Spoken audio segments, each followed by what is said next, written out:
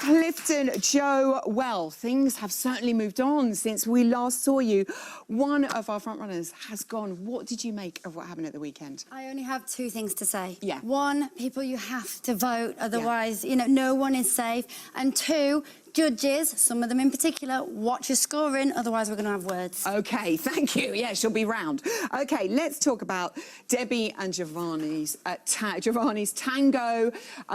What an incredible night for these two. Shirley said it was international. Darcy said it was on a par with a professional. Bruno said it was a masterclass. Craig got on his knees. Why was it so good? It was brilliant. I think what Shirley meant, my take on what Shirley meant with it being international, is that it was good enough to be out there on an international dance floor for a proper international ballroom competition with traditional tango and overextended backbends, which she pulled off magnificently. I think, like, she will have other ballroom dances coming up, and it is still quite early in the competition. So one thing I'd like her to concentrate on, because I'm nitpicking, but it was a little bit shaky and hold, tiny but shaky. Okay.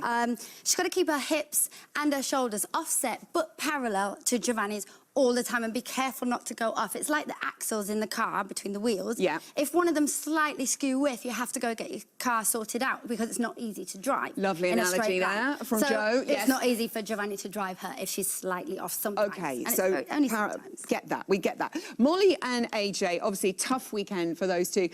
In the bottom two again for second week. How did you rate her foxtrot? I thought she did it. She actually danced really, really well. I thought it was quite beautiful, the smoothness. She had beautiful footwork on the Saturday night on the main show.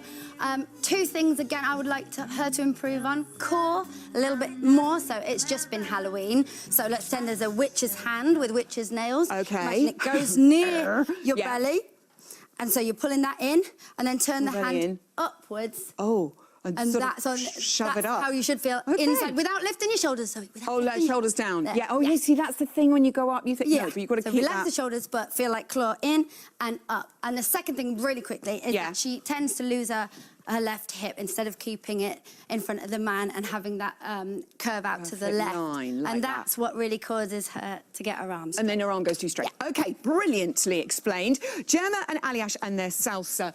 The lifts were a big talking point. Did they distract from what was actually a very good dance? Yeah, it was such a shame because she came out all confident. She pointed at Aliash, she said, come over here. And then the lift went slightly wrong, I think the timing of the leg or something. And then it kind of blocked her. So she didn't have enough movement in her hips or in her upper body. Now, yes, demo time. Oh, thank goodness for that. That's what we need tonight, people, to cheer us all up. So how I was taught to isolate and move the body at the upper body was they put a broom on my shoulders, so I held it like that to keep my shoulders still. Yes. Looking in the mirror to keep your hips still, or sit on a chair, and then just imagine your rib cage is moving like forward, backwards, side, side, round, round, round the other way. And then imagine that there's a pen on your rib. We're all doing it. Come on, people. And half of an 8, and then the other half of an 8. Half of an 8, other half of the 8, without moving hips. So you can also do it a reverse 8. So look, there she goes. Back to the front. And then you do the same things with your hips. With your hips. I wish it looked like that when I did it. Never quite the same. And finally, tonight, on to Jo and Katja's brilliant, joyful Charleston. Some really demanding choreography in there for Jo. He did it brilliantly. Yeah, Jo's coming out and smashing it every week. And the choreography was so, like, intricate. Yeah. They had bits of it where it's a bit like when you rub your tummy and pat your head, like the arms are doing different to the feet, and then it's doing like the opposite to his partner Katja, but like in sync at the same time. Then they were doing the Charleston, which wasn't just step forward, step back. It was step like kick, step turn, something. It was absolutely amazing. I really enjoyed it. Well done. You finished on choreography. We'll do the other couples tomorrow, but I don't want you to go anywhere, Jo, because I've got some plans for you. All will be revealed soon. Little tease there. Now, because we're never too early, here we go. I've got a list. I've checked it twice. I know, seriously. But I still need some help. Please welcome back the gorgeous Joanne Clifton. Oh, It Takes Two L.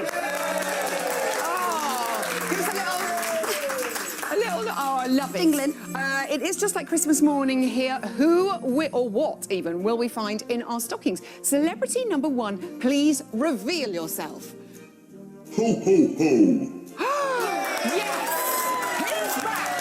Jeremy Vine, everyone's favourite man with a swingometer will be partnered once again with the gorgeous, the other Clifton gal, Karen, and who can forget the sight of old JV on giant horseback? How can he possibly top that, Joe? I think just put him on a reindeer. Oh, put him on genius. Rudolph. Rudolph Yeah. for the whole thing, the sleigh. Yeah. Brilliant. So Jeremy Vine, very exciting. Let's see who's in stocking number 2. Ho, ho, ho. Perfect pins herself, Katie Derham, as she reached the 2015 final with the gorgeous Anton. She will be partnered this time with the other Strictly stalwart, Brendan Cole. Are you looking forward to seeing our proms queen back in the ballroom? Oh, Jo? definitely. I remember she did this amazing, like this gorgeous Vinnie's waltz with Anton. So I'm hoping, like, with Brendan, she'll get a ballroom number because Brendan's brilliant That's at her ballroom as well. strength, like Yeah. it. Okay, let's use in stocking number 3, please. Ho, ho, ho. Jackson, a legend on the track and the Strictly dance floor. He was partnered with the gorgeous Erin Bogue way back in 2005. That was my year. And he fell at the final hurdle, losing to Darren Goff. This time, he's partnered with the lovely Amy. Could it be a win for our Welsh wonders? Well, 2005 was a while ago, so I'm hoping he's still got it. Sorry. No, it's fine, that was fine. But he apparently got his highest score in the quick step. Yeah, so I'm very hoping good. something like that they'll do. Okay, I like it. I wish every Christmas morning was like this. Right, we've been spoilt so far. Who could be in stocking number 4? Here we go. Ho, ho, ho. Look at those locks. It is Robbie Savage, another Welsh sporting hero. The footballer turned pundit was paired with Ola Jordan, lovely Ola Chops, in 2011.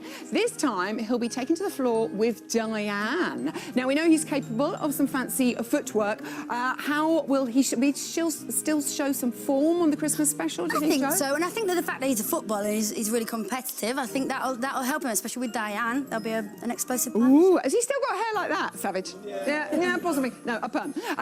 Okay, let's move on. Who's in stocking number 4? Oh, yes! Our favourite tennis mum, Judy May. It's all Anton's ex-partners, basically, isn't it? Judy made it to Blackpool with Anton, even though they never got higher than a 4 from Craig. She might score higher with her new partner, Neil Jones. Yes. He's got a partner.